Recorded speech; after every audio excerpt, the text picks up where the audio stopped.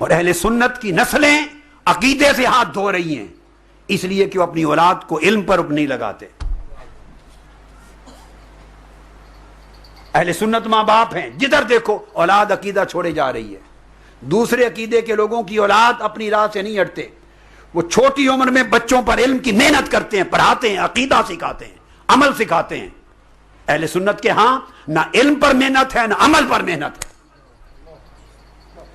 خدا کا خوف ختم ہو گیا ہے، نہ علم پر محنت نہ عمل پر محنت، نہ شریعت پر محنت نہ طریقت پر محنت، نہ عقیدہ ہی کوئی بتاتا ہے۔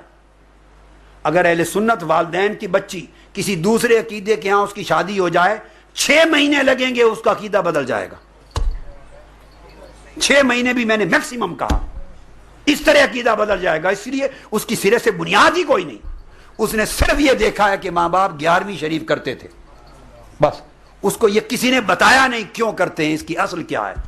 صرف دیکھا تھا کہ پیر آتے تھے اور وہ دم کرتے تھے، ہاتھ کے ہم چومتے تھے، بیعت کرتے تھے، پیسے لے کے چلے جاتے تھے، بس کسی نے بتایا نہیں کیا ہے۔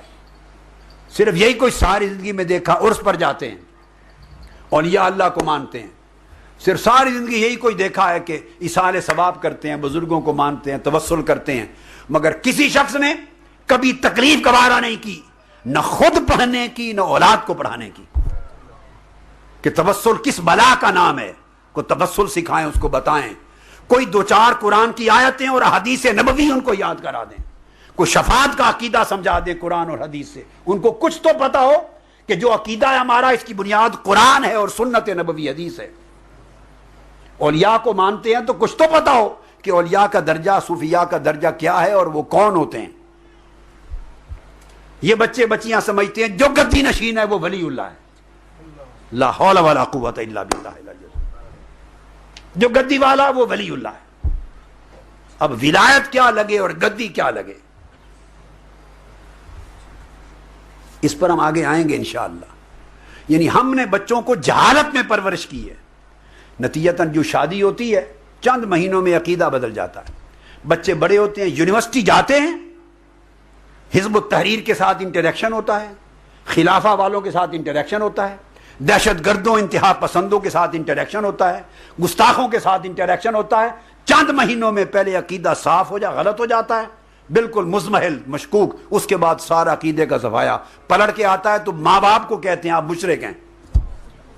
بے شمار لوگ میرے سامنے روئے ہیں کہ بچہ پڑھنے گیا تھا، اب واپس آ کے ماں باپ کو نکال دیا گھر سے، کہتا تم مشرک ہو، تم بدعتی ہو۔ اب روتے کس لیے ہیں؟ اس نے نکالا تو صحیح کیا آپ کو، آپ نے ماں باپوں نے حق ادا نہیں کیا۔ ساری زندگی کمائی کر کر کے اولاد پر لگاتے ہیں، ان کو LLM کروانا ہے، ان کو ڈاکٹر بنوانا ہے، ان کو انجینئر بنانا ہے، ان کو MBA کروانا ہے۔ یہ ہماری قوم جتنی پاکستانی، ہندوستانی اور ہماری بنگلہ دیشی قوم کا خاص طور پر یہ خطہ ہے، ساری زندگی کمائی لٹ جاتے ہیں کما کما کے بچوں کو، ان کی دنیا سنوارنے کے لیے۔ میں آپ سے سوال کرتا ہوں کتنی محنت کرتے ہیں بچوں کا دین بچانے کے لیے؟ خود گریبانوں میں جا کر جواب دیں، کتنا وقت لگاتے ہیں ان کا دین بچانے کے لیے، ان کو دین کا علم دینے کے لیے، ان کا عقیدہ بچانے کے لیے، مستقبل بچانے کے لیے۔ تو پھر آپ کو مشرک جب یونیورسٹی جائے گا، انٹریکشن ہوگا، اس کے پاس تو بنیاد ہی کوئی نہیں تھی، آپ نے تو عمر بھر خود بھی جاہل رہے، اس کو بھی جاہل رکھا۔ اب دوسری طرف جب لوگ ملے، ان کو انہوں نے رٹا رکھے ہیں طوطے کی طرح، کچھ آیتیں کچھ حدیثیں، آؤٹ آف دا کانٹیکسٹ، بالکل سیاق و سباق کے خلاف، مگر کچھ آیتیں کچھ حدیثیں ہر جگہ پہ جڑ دو۔ گمراہی پھیلانے کے لیے قرآن حدیث کو بطور ٹول استعمال کرتے ہیں، مگر ان کو یاد کرا رکھا ہے۔ اب انہوں نے آیتیں حدیثیں سنائیں، بچے متذبذب ہو گئے، پھسل گئے، عقیدہ ہی چھوڑ گئے، غلط معنی بتایا، غلط ترجمے بتایا، غلط سیاق و سباق بتایا، اپلائی کر دیا، غلط شرح کر دی۔ اس بچوں کو تو ABC کا ہی پتہ نہیں تھا، بچوں کو تو ABC کا ہی پتہ نہیں تھا۔ نتیجتاً اس طرح عقیدے برباد ہو رہے ہیں۔ عقیدے بچانے ہیں تو علم کا ماحول پیدا کریں گھر میں۔ والدین میرے پاس آتے ہیں دعاؤں کے لیے، دعا کریں میرے بچہ امتحان میں پاس ہو جائے،